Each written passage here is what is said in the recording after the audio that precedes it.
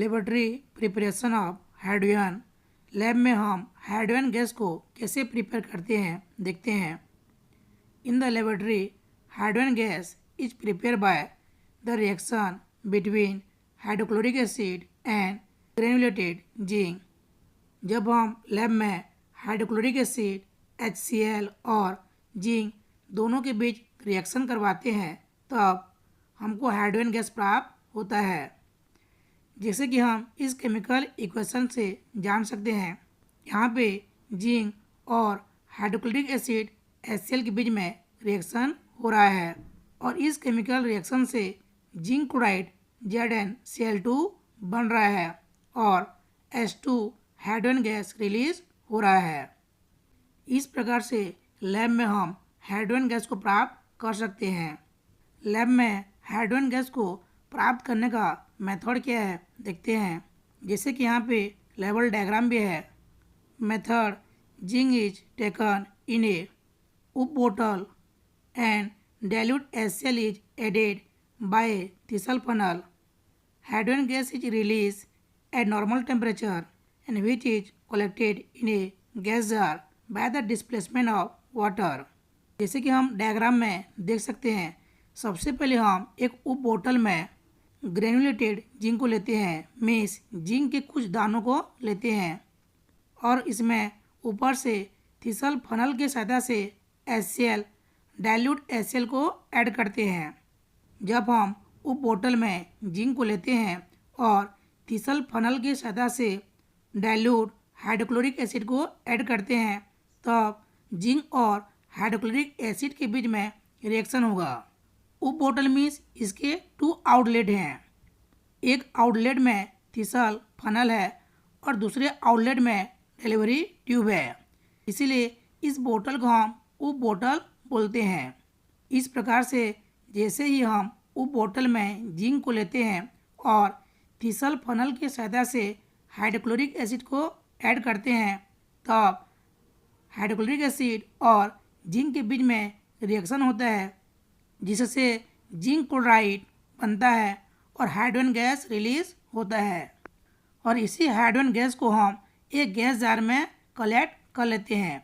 ये जो hydrogen gas यहाँ पे रिलीज हो रहा है ये उप बोतल से होते हुए डिलीवरी ट्यूब से होते हुए रबर ट्यूब और उसके बाद ट्रॉब में आता है।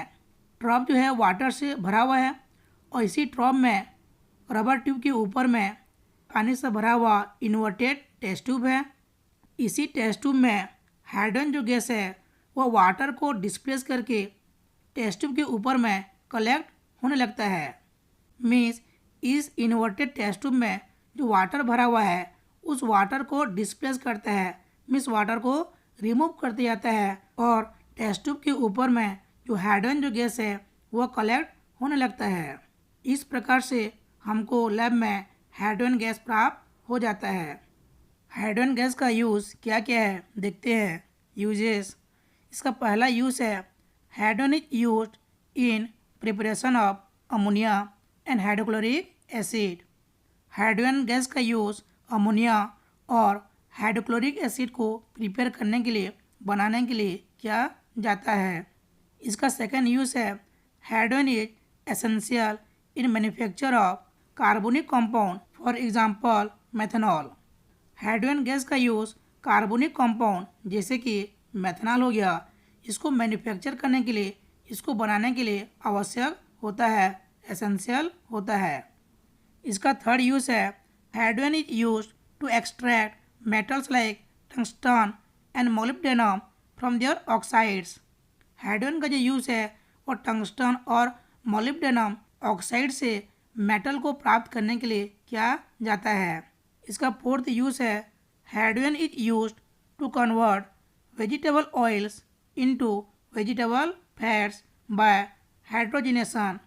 हाइड्रोजन का जो यूज़ है वो हाइड्रोजिनेशन के द्वारा वेजिटेबल ऑयल को वेजिटेबल फैट में कन्वर्ट करने के लिए किया जाता है।